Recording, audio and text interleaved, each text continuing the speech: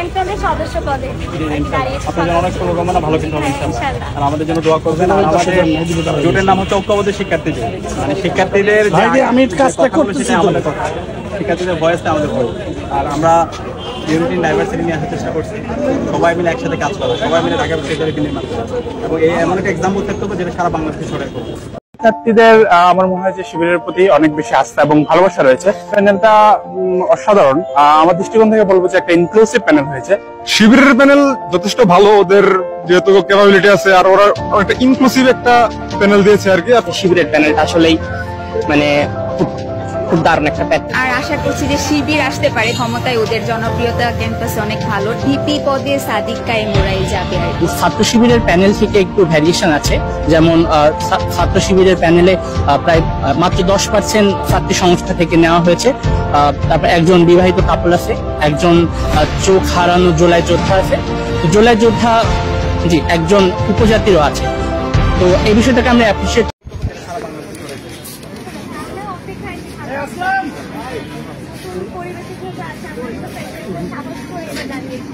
এখন আপনাদের দায়িত্ব ইউনাইটেড থাকেন, তাহলে ইনশাআল্লাহ এটা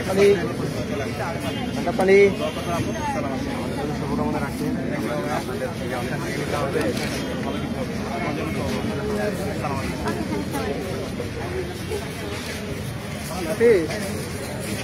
আসসালামু আলাইকুম রহমতুল্লাহ। সুপ্রিয় দর্শক, ঢাকা বিশ্ববিদ্যালয়ে ডাকসু নির্বাচন কাছে চলে এসেছে। নির্বাচনের প্রচার প্রচারণা ভালোভাবে চলতেছে।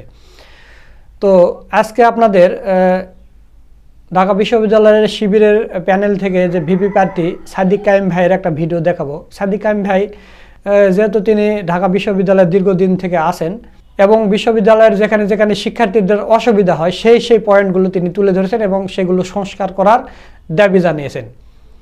এবং আমরা অনলাইনে বিভিন্ন পোলের মাধ্যমে জানতে পেরেছি যে এবারের ভিপি সাদিক কায়েম হবেন। আর তার প্রতিদ্বন্দ্বী যে ছাত্রদলের আবিদ আছে তাকে নিয়ে অনেক বিতর্ক আছে। আর তারা নিজস্বভাবে তাদের ছাত্রদলের কোনো সিদ্ধান্ত তারা নিতে পারে না। তাদের সিদ্ধান্ত লন্ডন থেকে যখন ওই পাস হয়ে আসে তারপরে তারা সিদ্ধান্ত নিতে পারে। এরা ছাত্রদের কোনো সুবিধা করতে পারবে না, ছাত্রদের কোনো সমস্যার সমাধান করতে পারবে না যতক্ষণ না লন্ডন থেকে কোনো খবর না আসে। তো এদেরকে মানুষ ভোট দেবে না। এরা যতই প্রচারণা চালাক আর যতই মিথ্যা অপপ্রচার চালাক, এদেরকে ভোট দেবে না। সাদিক কায়েমকে অধিকাংশ শিক্ষার্থীরা এবং বিভিন্ন অনলাইন পোলের মাধ্যমে আমরা দেখেছি যে সাদিক কায়েমই বিজয়ী হয়ে আছে। আপনারা দেখেছেন যে একদিকে আবিদ যখন প্রচারণা শুরু করছে তখন ছাত্রীরা তাকে দেখে ভয়ে চলে যাচ্ছে, মনে হয় কোনো রাক্ষস। আপু আসসালামু আলাইকুম। আপু ভয় পাচ্ছেন কেন? কেমন আছেন? আসসালামু আলাইকুম। এরপর আবার আরেকটা দেখলাম যে এক ছাত্রী বলতেছে যে মিথ্যা একটু কম করে বলেন, মানে মুখের উপর বলে দিয়েছে।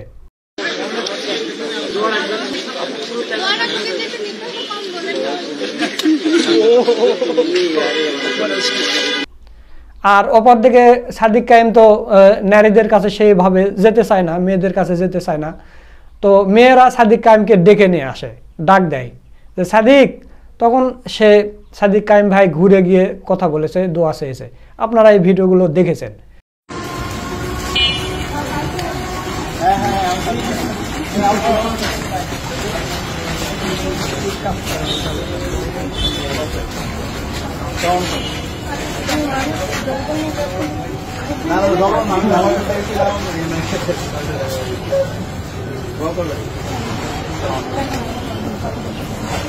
তো সাদিক কায়েম ভাই কোন কোন পয়েন্টগুলো তুলে ধরেছেন, তো সেই ভিডিওটা এখন দেখবো, চলুন। আমরা গতকাল থেকে প্রচারণা শুরু করেছি।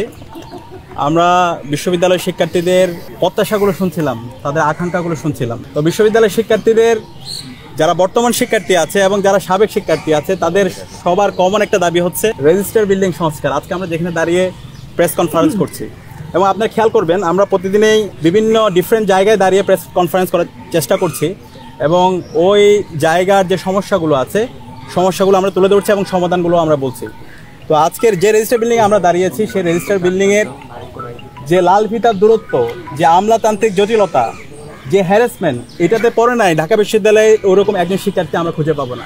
আমরা যারা বিশ্ববিদ্যালয়ের শিক্ষার্থীরা আছি আমাদেরকে যে কোনো কাজ, ভর্তি থেকে শুরু করে বিশ্ববিদ্যালয়ের অ্যাডমিনিস্ট্রেটিভ যে কোনো কাজ আমাদের হলে অ্যাপ্লিকেশন করতে হয়, রেজিস্টার বিল্ডিংয়ে অ্যাপ্লিকেশন করতে হয়, ডিপার্টমেন্টে অ্যাপ্লিকেশন করতে হয়, এরপর আবার অনলাইনে অ্যাপ্লিকেশন করতে হয়। একই সাথে আমাকে টাকা নিয়ে ব্যাংকে যেতে হয় এবং সোনালী ব্যাংক থেকে রূপালী ব্যাংক, এভাবে হচ্ছে আবার ডিপার্টমেন্টে আমার পেমেন্ট সব এভাবে আমাদেরকে চলতে হয়।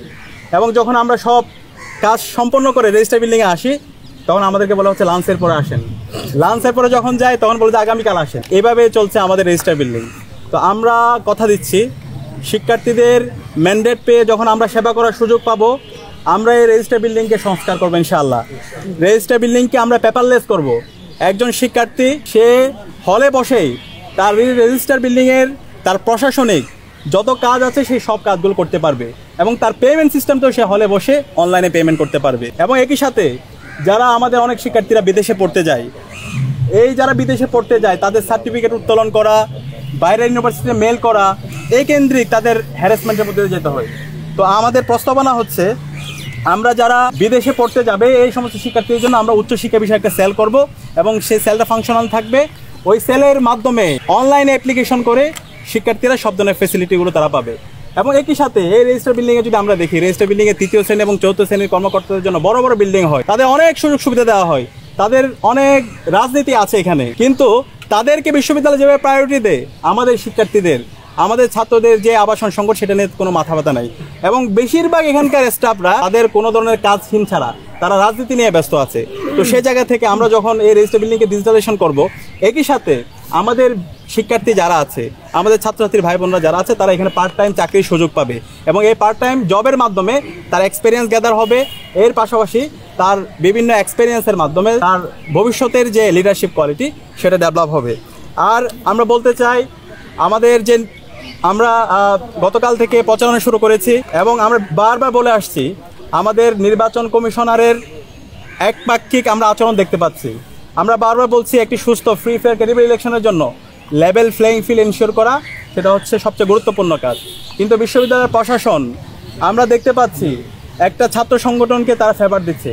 আমরা গতকাল আপনারা দেখতে পেয়েছেন আমরা ফুল দিয়ে শিক্ষার্থীদেরকে বরণ করে নিয়েছি এবং শিক্ষার্থীদের উচ্ছ্বাস দেখতে পেয়েছি, কিন্তু রাতের বেলা দেখতে পাচ্ছি অনেকগুলো গায়েবী নোটিশ জারি হয়েছে।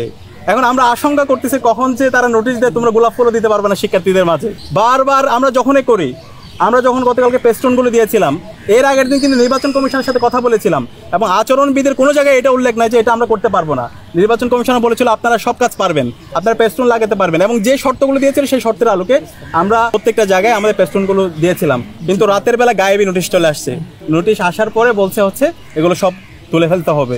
তো এই যে সিদ্ধান্তগুলো আসছে এবং ওভারঅল সামগ্রিক সিদ্ধান্ত, নির্বাচনের যতগুলো সিদ্ধান্ত হয়েছে এই সিদ্ধান্তগুলো আমাদের কারোর সাথে আলাপ করা হচ্ছে না এবং এই সকল সিদ্ধান্ত একটা ছাত্র সংগঠনের পক্ষে যাচ্ছে।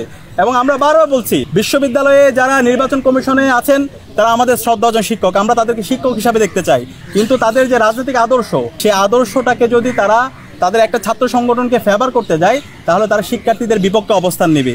আমরা চাই না ছাত্র বা সেই শিক্ষক এই ধরনের কোনো একটা অবস্থান তৈরি হোক, বরং আমরা এই ঢাকা বিশ্ববিদ্যালয়ের ছাত্র সংসদ নির্বাচনের মাধ্যমে বাংলাদেশে আমরা গণতন্ত্রের একটা নজির স্থাপন করতে চাই। আমাদের বাংলাদেশে দীর্ঘদিন ধরে যে আমরা ভোটাধিকার ছিল না, আমাদের এখানে যে হচ্ছে গণতন্ত্র ভেঙে চুরমার হয়ে গেছে, প্রতিষ্ঠানগুলো যে ভেঙে চুরমার হয়ে গেছে, সে প্রতিষ্ঠানগুলোকে নতুনভাবে রিফর্ম করা এবং একটি ফ্রি ফেয়ার ক্রেডিবল ইলেকশনের একটা চমৎকার এক্সাম্পল আমরা এই ডাকসু নির্বাচনের মাধ্যমে দিতে চাই। তো সেই কারণে আমি অনুরোধ করবো নির্বাচন কমিশনার যারা আছেন আপনারা উপর থেকে যা নাজিল হচ্ছে, আপনাদের উপর গায়েবী যা আসতেছে সেগুলো থেকে বেরিয়ে আসেন। শিক্ষার্থীরা যা চাচ্ছে, শিক্ষার্থীদের যে আকাঙ্ক্ষা, তাদের যে প্রত্যাশা, সে আলোকে আপনারা সকল অংশীজনদের জন্য লেভেল প্লেইং ফিল্ড এনশিওর করুন। এবং এর পাশাপাশি গতকাল দেখতে পেয়েছেন আমাদের নারী প্রার্থীর উপরে কিভাবে হ্যারাস করা হয়েছে, তার ছবিকে বিকৃত করা হয়েছে এবং এটার সাথে যারা জড়িত ছিল আমরা অ্যাপ্লিকেশন করেছি, কিন্তু এখন পর্যন্ত বিশ্ববিদ্যালয় প্রশাসন কোনো ধরনের ব্যবস্থা নেয়নি। আমরা আশঙ্কিত বিশ্ববিদ্যালয় প্রশাসন যদি এই ধরনের, নির্বাচন কমিশন যদি এই ধরনের তারা গার্ডসলেস হয় তাহলে সামনে নির্বাচন আয়োজন করা, একটি সুস্থ নির্বাচন কীভাবে তারা বাস্তবায়ন করবে সেটা নিয়ে আমরা আশঙ্কা অনুভব করছি। আমরা অনুরোধ করব নির্বাচন কমিশনকে, যারাই নির্বাচন বানচাল করার চেষ্টা করছে, যারা বিভিন্ন ধরনের অস্থিরতা তৈরি করার চেষ্টা করছে, যারা বিভিন্ন ধরনের বিভাজন তৈরি করার চেষ্টা করছে, যারা আচরণবিধি লঙ্ঘন করছে, তাদের বিরুদ্ধে আপনারা ব্যবস্থা নেন, তাদের বিরুদ্ধে আপনারা দৃষ্টান্ত স্থাপন করুন এবং সে জায়গায় আমরা যারা আছি সকল ছাত্র সংগঠন আমরা তাদেরকে সহায়তা করব। এবং একই সাথে আমরা সবাইকে অনুরোধ করবো, আমরা যারা ডাকসুর প্রার্থীরা আছি, আমরা সবাই বিশ্ববিদ্যালয়ের শিক্ষার্থী, সারা বাংলাদেশ আমাদের দিকে তাকিয়ে আছে। আমাদের আইডিয়ার প্রতিযোগিতা করা দরকার। আমরা কেমন ঢাকা বিশ্ববিদ্যালয় চাই সেটার রূপরেখা আমাদের বিশ্ববিদ্যালয়ের শিক্ষার্থীদের সামনে পেশ করা দরকার। আমরা সেই ধরনের আইডিয়ার প্রতিযোগিতা করি। একই সাথে আমরা আমাদের যে বিগত সময়ে আমাদের যে লড়াই ছিল এবং গত 1 বছর জুড়ে আমরা শিক্ষার্থী যে বান্ধব যে কাজগুলো করেছি সেই কাজগুলো আমরা শিক্ষার্থীদের সামনে নিয়ে আসি। তো আমরা এই ধরনের দায়িত্বশীল আচরণ করে একটি সুস্থ নির্বাচন করার মাধ্যমে আমাদের শহীদদের যে আকাঙ্ক্ষা, জুলাইয়ের যে আকাঙ্ক্ষা এবং বিশ্ববিদ্যালয়ের শিক্ষার্থীর যে প্রত্যাশা, সে আলোকে আমাদের একটি বিশ্ববিদ্যালয় বিনির্মাণ করি এবং সেই বিশ্ববিদ্যালয়ের মাধ্যমে শিক্ষার্থীদের যে স্বার্থ, তাদের যে প্রত্যাশা, সে প্রত্যাশাটা আমরা পূরণ করি। ঐক্যবদ্ধ শিক্ষার্থী জোটের পক্ষ থেকে আজকে আমরা ঢাকা বিশ্ববিদ্যালয়ের অন্যতম institute of leather engineering and টেকনোলজিতে এসেছি। আমরা লেদার ইঞ্জিনিয়ারিংয়ের শিক্ষার্থীদের সাথে কথা বলেছি, তাদের প্রত্যাশা শুনেছি। বাংলাদেশে যতগুলো সম্ভাবনাময় খাত আছে তার মধ্যে অন্যতম সম্ভাবনাময় খাত হচ্ছে আমাদের চামড়া শিল্প। এই চামড়া শিল্পের অপার সম্ভাবনাকে কাজে লাগানোর জন্য আইলেটের শিক্ষার্থীদেরকে যেভাবে প্রশিক্ষিত করা দরকার, এখানকার যে ল্যাব আছে সে ল্যাবগুলোকে যেভাবে আধুনিকায়ন করা দরকার, সেগুলো বিগত সময় হয়নি। শিক্ষার্থীদের জন্য যে ল্যাবে মেশিনগুলো আছে সেগুলো 30 থেকে 35 বছরের পুরানো। এবং আমরা হোস্টেলে গিয়েছি, হোস্টেলের আবাসন যে সামগ্রী, খাবারের যে মান, স্বাস্থ্যের যে অনিরাপত্তা, এই সব কিছুর মাধ্যমে শিক্ষার্থীদের যে নিরাপদ ক্যাম্পাস, যে নিরাপত্তা এনশিওর করা দরকার, সেটা বিগত সময়ে করা হয়নি। আমরা শিক্ষার্থীদের ম্যান্ডেট পেয়ে যদি আমরা নির্বাচিত হই, আমরা শিক্ষার্থীদের প্রত্যাশার আলোকে আমাদের এই আইলেটকে ঢেলে সাজাবো। এখানকার যে মেশিনগুলো আছে ল্যাবের, সেই মেশিনগুলোকে আমরা আধুনিকায়ন করব। শিক্ষার্থীরা যেন এই ইনস্টিটিউট থেকে তারা হোস্টেল পর্যন্ত যেতে পারে। আমরা ইনস্টিটিউটের ভিতর দিয়ে আমরা পকেট গেট, সেটা দীর্ঘদিনের দাবি, সেটা আমরা বাস্তবায়ন করব। শিক্ষার্থীদের স্বাস্থ্যের নিরাপত্তা, তাদের খাবারের নিরাপত্তা, পাশাপাশি তাদের হলের যে আবাসন সামগ্রী দরকার, সেই আবাসন সামগ্রীগুলো আমরা বিশ্ববিদ্যালয়ের পড়াশোনার সাথে সমন্বয় করে সেগুলো আমরা বাস্তবায়ন করব। এবং যেহেতু আমাদের এই ইনস্টিটিউট বিশ্ববিদ্যালয়ের থেকে একটু দূরে আছে, সেক্ষেত্রে আমরা যে পরিবহন সংকট আছে সেই পরিবহন সংকট আমরা দূর করব। আমাদের ছাত্রী বোন যারা আছে তাদের নিরাপত্তা এনশিওর করা এবং তাদের হাইজিন কিটের দরকার, তাদের স্বাস্থ্যের নিরাপত্তা, এই সামগ্রিক নিরাপত্তার জন্য আমরা পার্শ্ববর্তী যেই হাসপাতাল আছে সেই হাসপাতালের ট্রিটমেন্টের ব্যবস্থা করা এবং সামগ্রিক নিরাপত্তা এনশিওর করার জন্য আমরা আমাদের কাজ করব। আমাদের যে ইস্তেহার হচ্ছে সেই ইস্তেহারে আমরা আইলেটের যে সংকটগুলো আছে সেই সংকটগুলো পূরণ করার জন্য আমরা আমাদের ইস্তেহারে একটি সেগমেন্টে রেখেছি। আমাদের যে প্রত্যাশা, শিক্ষার্থীদের যে প্রত্যাশা এবং আইলেটের আমাদের ছাত্রছাত্রীদের যে প্রত্যাশা, সে প্রত্যাশার আলোকে আমরা আমাদের এই ক্যাম্পাসকে গড়ব এবং এর আলোকে আমাদের এই ঢাকা বিশ্ববিদ্যালয়কে আমরা সায়েন্স টেকনোলজির মাধ্যমে সবার ক্যাম্পাস হিসাবে সারা বিশ্বে আমরা নেতৃত্ব দেব। সুপ্রিয় দর্শক, আপনারা সাদিক কায়েম ভাইয়ের ভিডিওটা দেখলেন। তো সব মিলে আজকের ভিডিওটা আপনাদের কাছে কেমন লেগেছে তা অবশ্যই কমেন্ট করে জানিয়ে দেবেন। আর ভিডিওটা ভালো লাগলে শেয়ার করবেন এবং ডাকসু নির্বাচনে ভিপি প্রার্থী হিসাবে আপনারা কাকে বেছে নিয়েছেন, কে হতে পারে, আপনাদের মূল্যবান মতামত অবশ্যই কমেন্ট করে জানিয়ে দেবেন। সকলকে ধন্যবাদ। আসসালামু আলাইকুম ওয়া রাহমাতুল্লাহ।